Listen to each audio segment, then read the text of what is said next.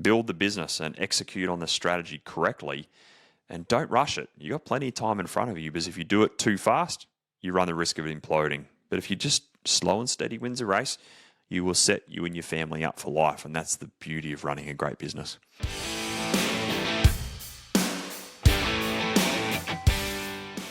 G'day everyone, Rob Crop and Dan Stones here from Pravar Group, and welcome back to another episode of The Trade Den.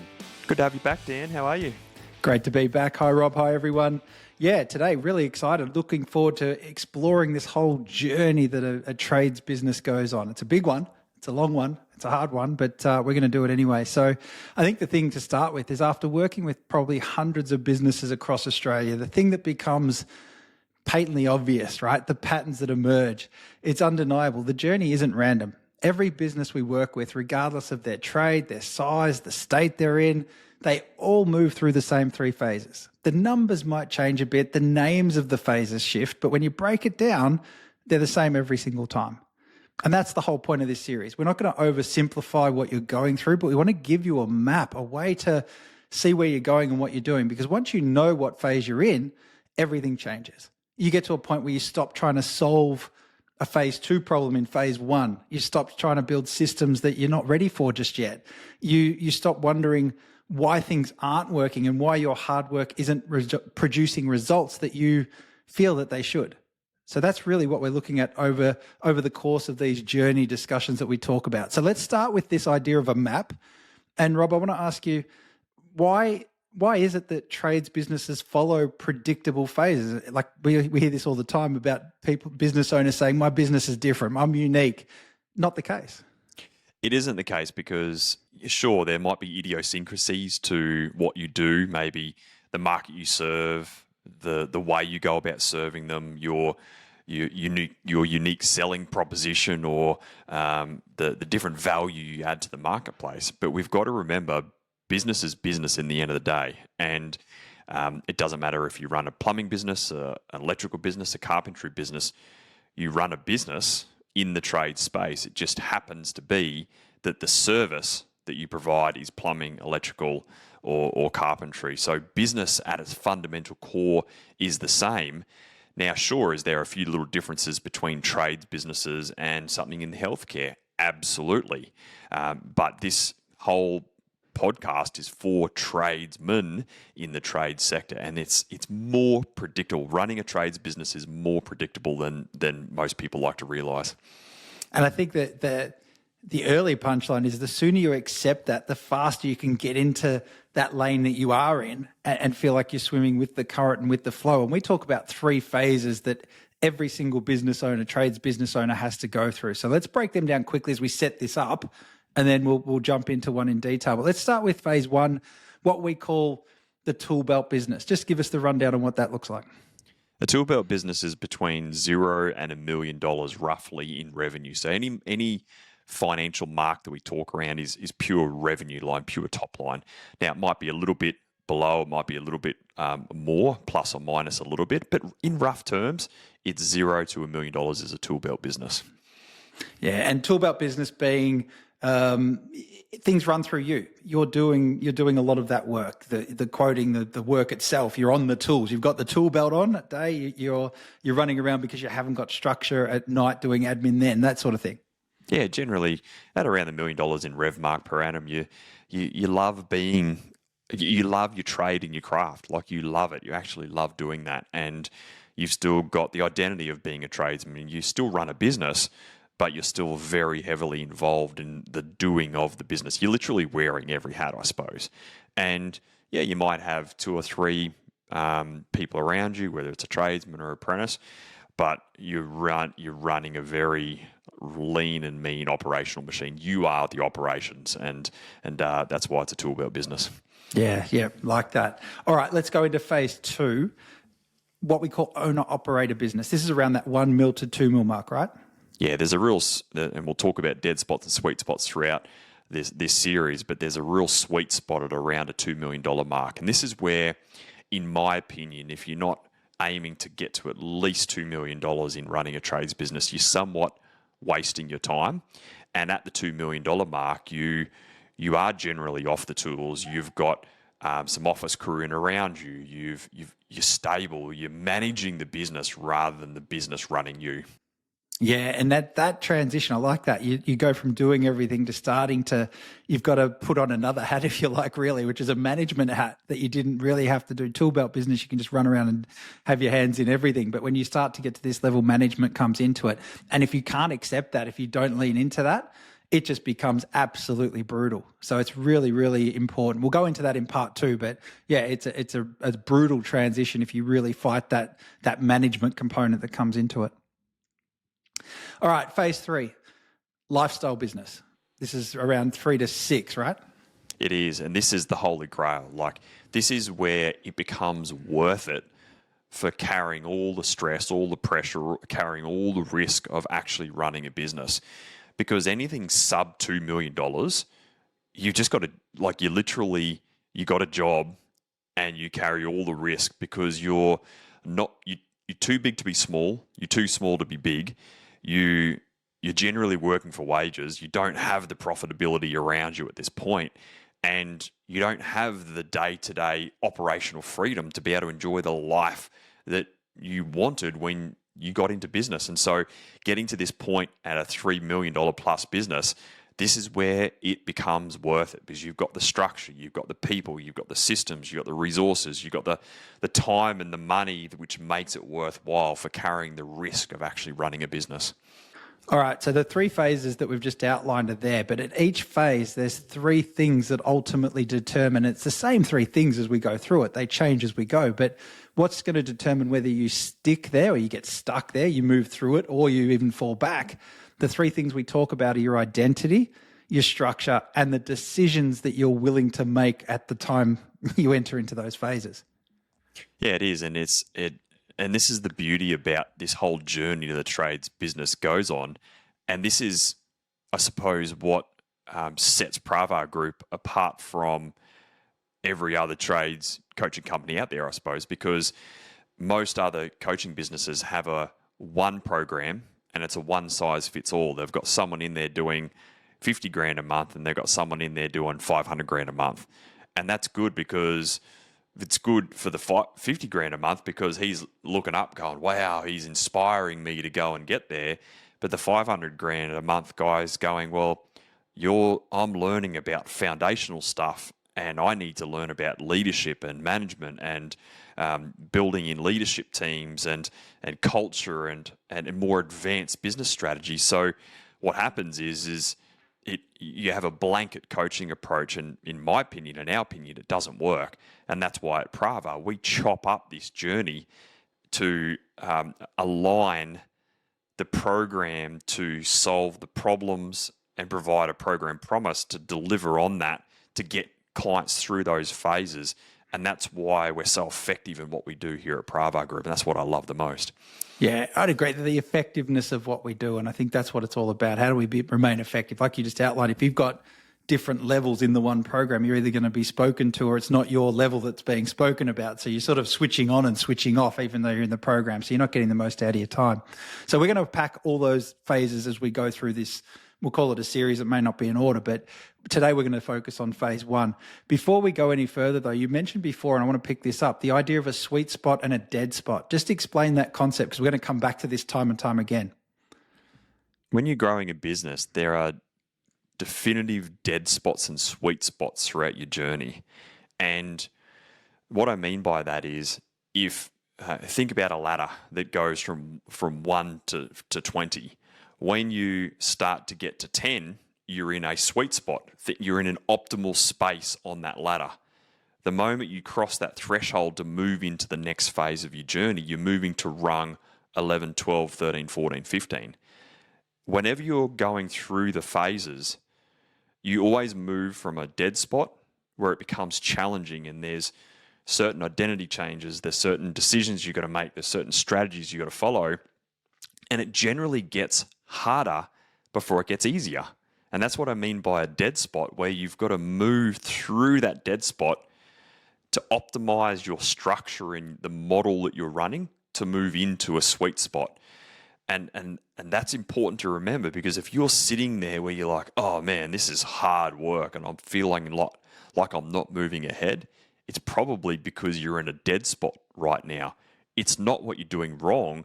It's just a symptom of your size and in a dead spot you probably don't even realize. Yeah, yeah. And then, and again, that's specific. What it feels like is a different dead spot. We call it a dead spot. It's the flat point, the pinch point, the pressure point, the hard bit, but it's different in each phase. So we will break that down as we go through what we're talking about. The other part of this that we've got to talk about then, sweet spots, dead spots, is decision points. You made a real point of that in the opening, like a decision point. What do you mean by that? When you're growing a business, there's points along your journey where you should be consciously making a decision. Am I willing to step out of a sweet spot and move into the next phase of my journey? And what I mean by that is how far you go is determined by the vision that you've got, the money that you want to make, and the freedom of day-to-day operations that you want to have. And so generally, the more of that you have, the bigger the business has to be. But you've got to be willing to make decisions along the way to be able to go, am I prepared? Am I willing? And am I going to go on a journey to shed an old identity, shed an old version of me, adopt a new mindset, adopt a new identity, adopt a new set of skill sets, and adopt a new way of doing things? And am I willing to cross that threshold to get onto that next phase of that journey? And most guys run a business without even realizing that they're making decisions along the way. They just try and grow a business. But the more you understand the journey, the more in control you are of that journey and the better decisions you can make along the way. Yeah, you can see it, guys that don't have a map in front of them to know what they're going to be in for, where they're going and what they're doing. It just feels like, geez, this was hard. I thought I was going all right. Now it's hard again. Why is it hard? Now it's easy. Like it's just all random events, but the pattern starts to emerge. And I think that when we explain that to clients, to be able to go, hey, mate, you've just entered into a dead spot and these are the symptoms, they go, oh, I get it. Like that's common that clients experience that, don't they? They do. And it's not, and you know what else lives is that idea of, geez, I've really stuffed this up. I'm in a bad spot. I'm hurting because of this. It's not about, it's almost not about them at that point. It's how they respond to that phase of the journey they're in. And can you work through it as opposed to just going, well, I'm no good at this. I suck at that. I never learned that. Maybe I've got to do it without that skill or that thing. It's none of that. It's literally being conscious about the map and making the decision to move through the dead spot that you found yourself in. And it also takes the pressure off, I think. Like there's some guys who go, you know what, I don't like listen to anything in the marketplace. It's all about scale and growth and 10x and you got to run this size business. But we would rather lay the path in front of our clients and say, here's your journey. Here's the dead spots. Here's the sweet spots. Here's the decision points. Here's the optimal phases of where you should be aiming to. Now you decide where you want to go and don't listen to anyone else. And I think when someone makes a decision to be able to go, you know what, if I built a $3 million lifestyle business, I'd be happy. Whereas the marketplace is saying, you got a 10x, man, you got to do this. It's almost like you give yourself permission to live the business and life that you want to build rather than be dictated to by what you should be doing. Yeah, the ones the what you should be doing, the should version of the world. Yeah. That's really cool. Now, you've thrown some big words around here. Before we get into any example of our first phase, I want to really break these down so we're clear. And I said this at the start. The thing that separates you are those three things that we call identity, structure, and strategy. We call this the big three, right? And they reappear every time. So it's not like you do them once and it's like, tick, I'm ready to go. Get me to the end. You've got to go through it every time. So let's break these down. Big three being identity is the first one.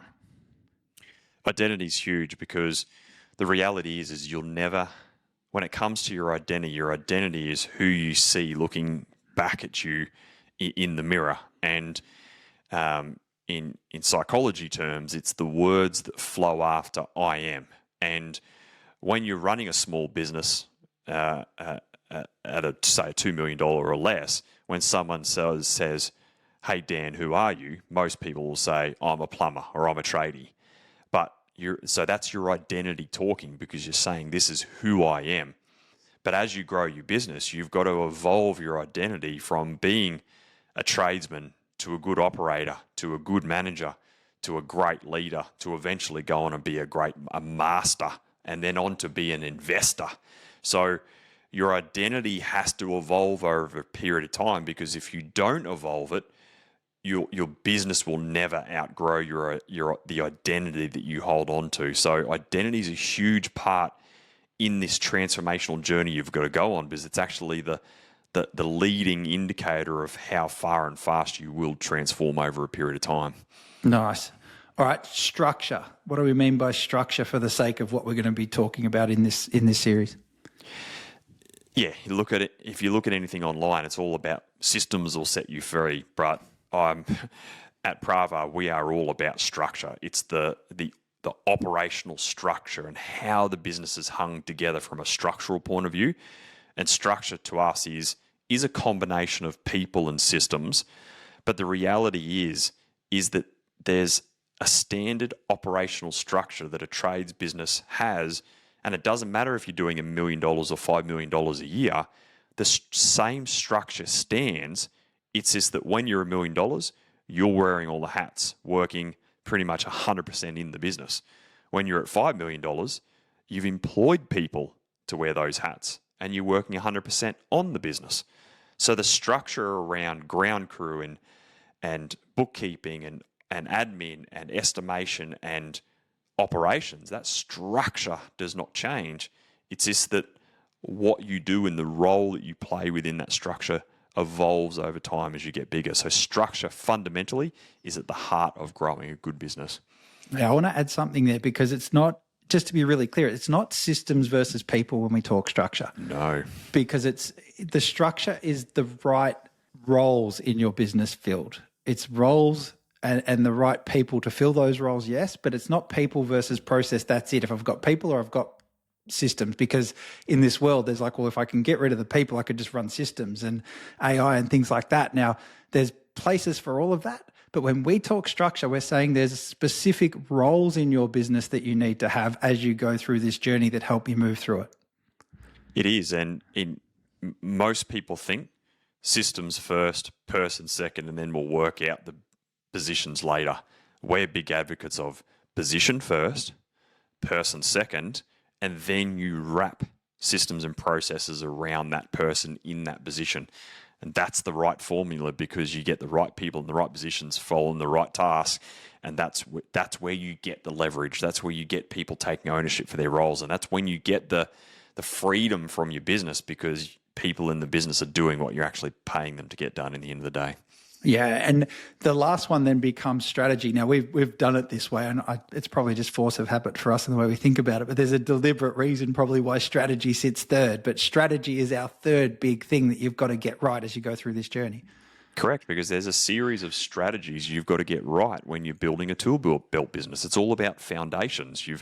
And we'll talk about that in this episode, but there's a series of strategies you've got to work on. When you're building an owner-operator business, there's a series of strategies that you've got to work on.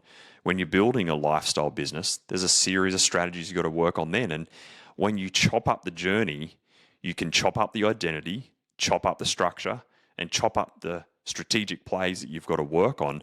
And that's what becomes the journey and the roadmap. And that's where it becomes predictable. And what it does is it prevents someone at $1 million pulling a lever on a strategy they should be holding off until they're $3 million. So it prevents right strategy, wrong time when you understand the journey correctly.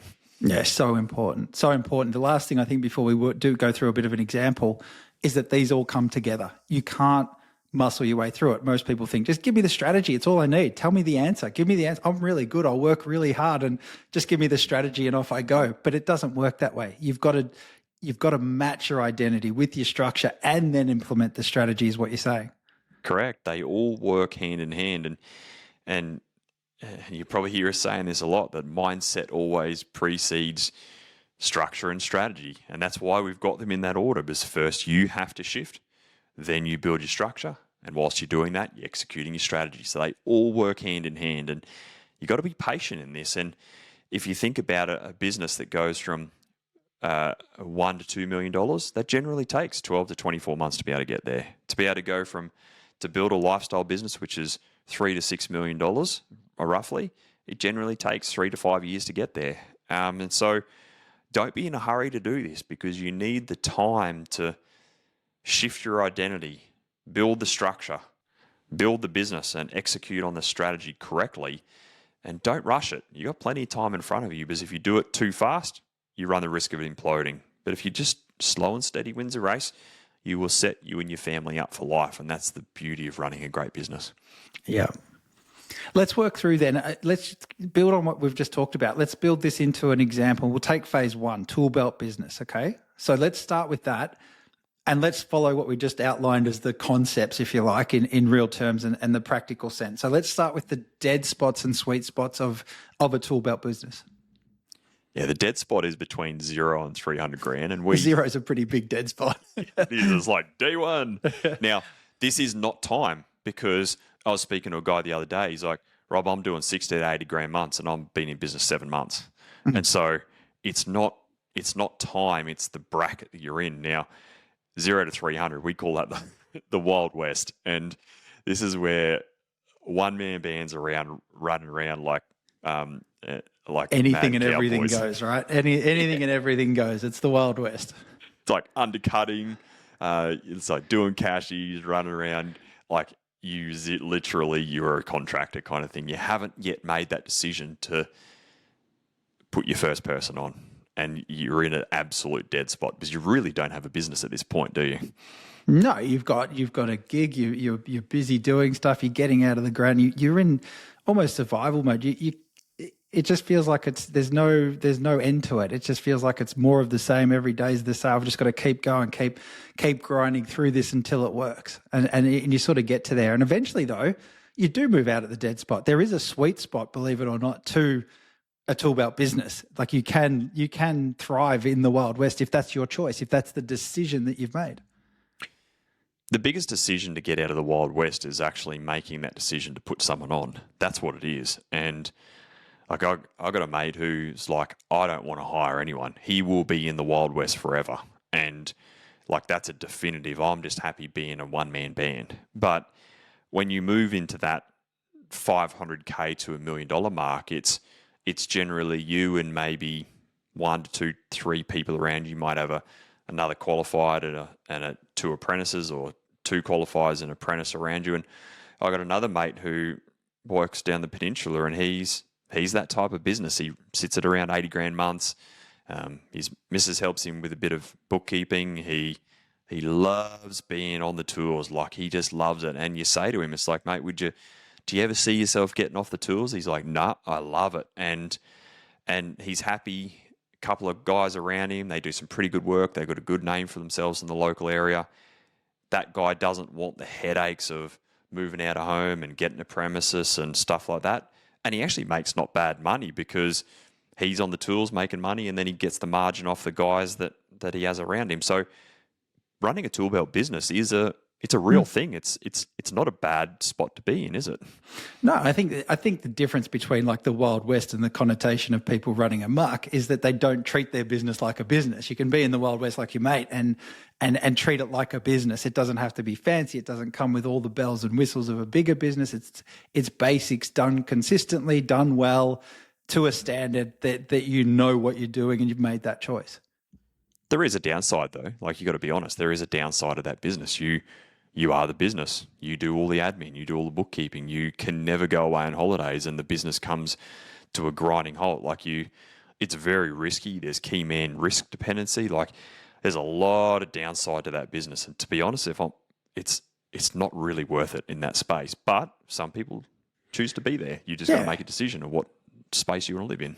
Yeah, exactly right. I think that as long as it's a choice and you're not stuck there wishing you were somewhere else, then do something about it. So let's talk about this now. The big 3. Let's move on from dead spots and sweet spots and decisions. Talk big 3 to me in terms of, let's stick to tool belt business.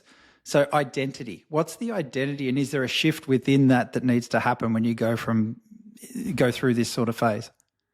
The shift is You've made that shift in your mind from being a tradie to a good operator of a trades business.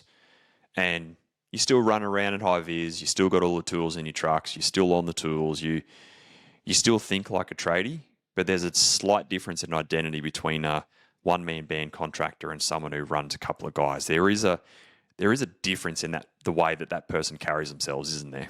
Yeah. Do you think it's that sense of responsibility? Maybe that's part of it. For me, that's what I think. It's sort of like you treat it like a business means you're almost caring for it. You're responsible for it. There's a sense of, I'm going to do this the right way by the business as I do it. I think that's the initial phase shift that I see.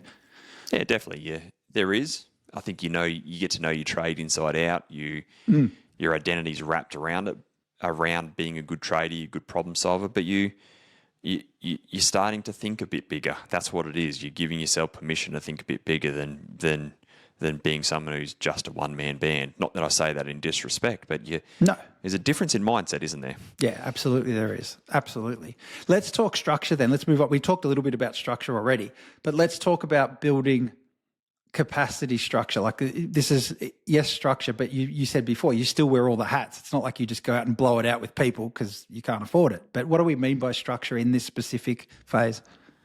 When you're in this phase, the structure of a tool belt business is still the same structure as a lifestyle business. It's just that, like we said before, when you're running a lifestyle business, you've got people wearing those hats. Whereas when you're a tool belt business, you are the bookkeeper, you are the admin, you are the sales and estimating guy, you are the project manager, you are on the tools, you're the leading hand. Like you are wearing every one of those hats, and it reminds me of that image where that dude's sitting there and he's wearing all these hats really high. Like that's you. You're wearing hats. You have zero structure. You might have a couple of guys around you on the tools, but that's it. You remember you're running roughly around $1 million, and you're either happy there or you get this little feeling inside of you where it's like there's a bigger game to play. And but for here, there is no structure. We just got to be honest. Don't jump. I know you don't want to hang out in this zone. You're ready for phase 2, phase 3, but we'll get there eventually. I think the other thing with structure for me, Rob, is the idea of you've got to build some level of capacity for the numbers to even work at this level. So you start building a ground crew. If you're way at the beginning, it's about getting to a point where you've at least got some capacity to do more work, to get it to a point where it can generate what it needs to. You're not just living on the absolute line of nothing. You've got people and you can get through a decent amount of work. Last one to go, strategy. What to focus on and when. And this is probably the easiest one in a sense, but it's the hardest one because it feels basic and there's better strategies, bigger strategies, other strategies. What's the newest strategy? This is probably the most confusing, but it's the simplest to sort of get your head around once you know what the strategies are. All foundations. It's all foundational strategies, like understanding the basics of recruitment. But let's be honest, when you're at that size, you're recruiting your mates, like all people in the industry. Like, so, and then it's the basics of sales. But to be honest, you're probably doing work with 3 or 4 builders that you went to school with. So or you're working for property managers in real estate you kind of already knew. So you're learning the basics of. It's the basics of communication, the basics of sales, the basics of understanding your numbers. It's having a zero or a mile file that you kind of use. Like it's very much the basics. Now, they're important because if you can't get the fundamentals right, don't even try and grow a bigger business. So don't underestimate the importance of foundations at that point. But yeah, the strategies are very much foundational strategies to get the business up and out of the ground. Yeah, and I think you give yourself a chance when you do the strategies in the right space, especially at this level, to build some momentum, to build. You get to cut your teeth on a few things. The mistake, the risks, the downside isn't as big as when the business is bigger. If you haven't got foundations in place, the whole building collapses. But at this level, you just keep building your foundations until they're strong enough to move to the next point. So I think strategy has the right strategy at the right time at this place is really, really important. And patience plays a big part. It does. Don't underestimate even running $1 million business. Like you are still in the top sized businesses in Australia in the trade space. Like don't underestimate, like $1 million is a milestone. It's also very much a sticking point. We'll talk about that in our next part of the series.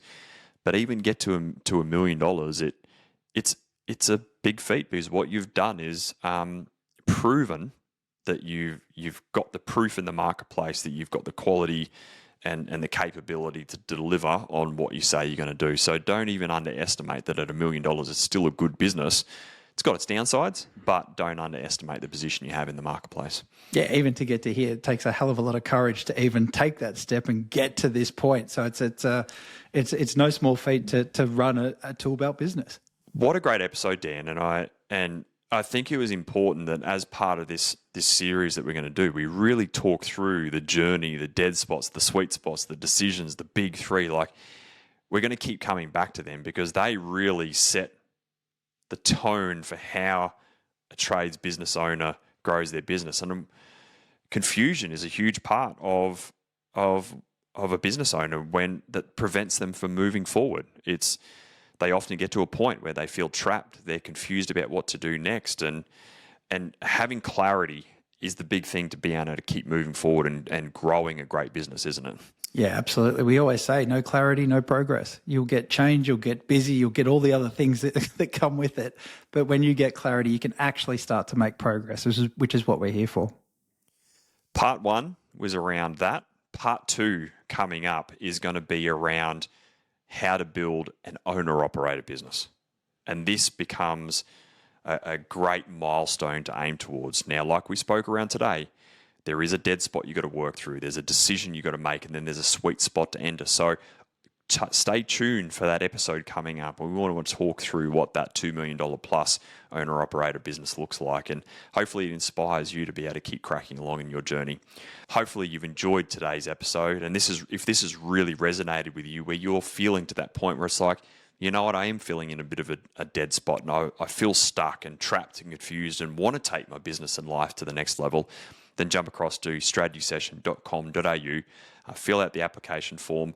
If you meet the criteria, then get a time that suits you. Let's book in a time on a discovery call, and let's have a chat to you to see how we can keep laying your path in front of you to be able to achieve all the great things that you want to achieve in your business and life.